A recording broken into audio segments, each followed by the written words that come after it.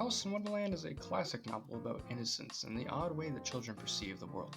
With a fun cast of silly little characters, Lewis Carroll's classic story is an adorable tale loved by both the young and old.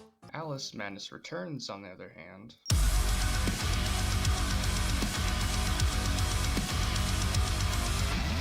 Alright, so American McGee's Alice Madness Returns is definitely a deviation from its source material. A violent, hellish take on Wonderland starring a badass Alice and horrifying renditions of the classic characters. I love this game, but honestly, I never see anyone talk about it, which is criminal. It's an amazing hack and slash RPG platformer that needs way more recognition.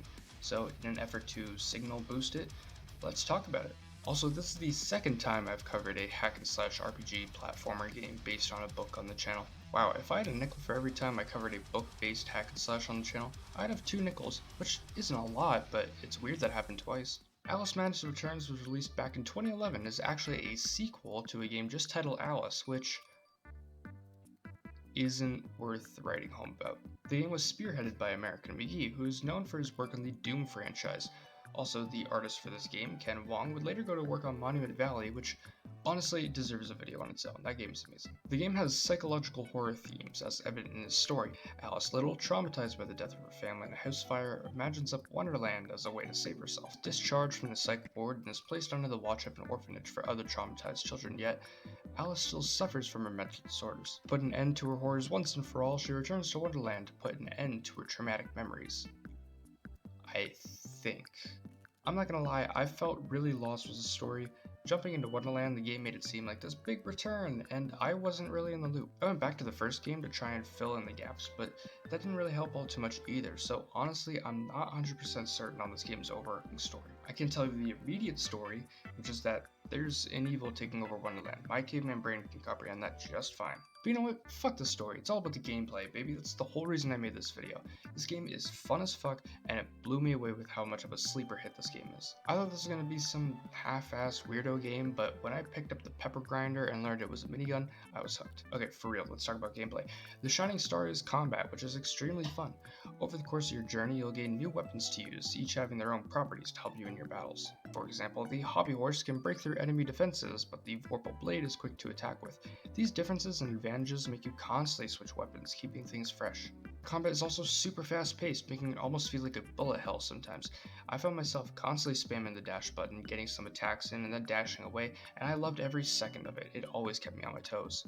Aside from combat, the game also does level design really well.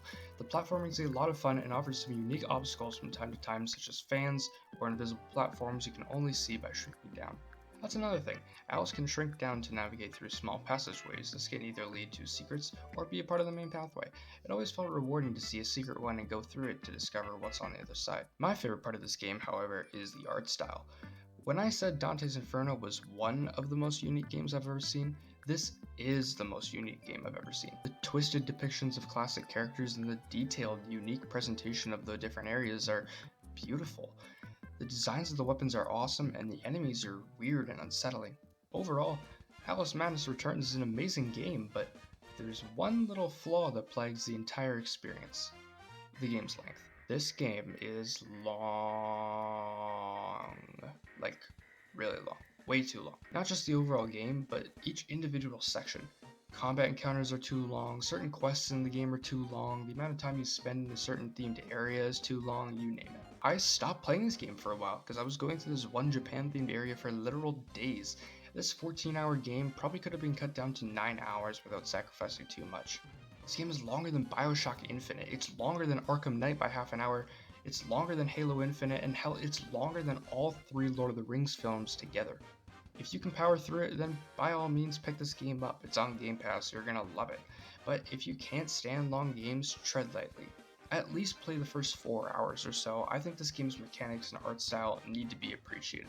But I will agree with you, 14 hours isn't exactly ideal.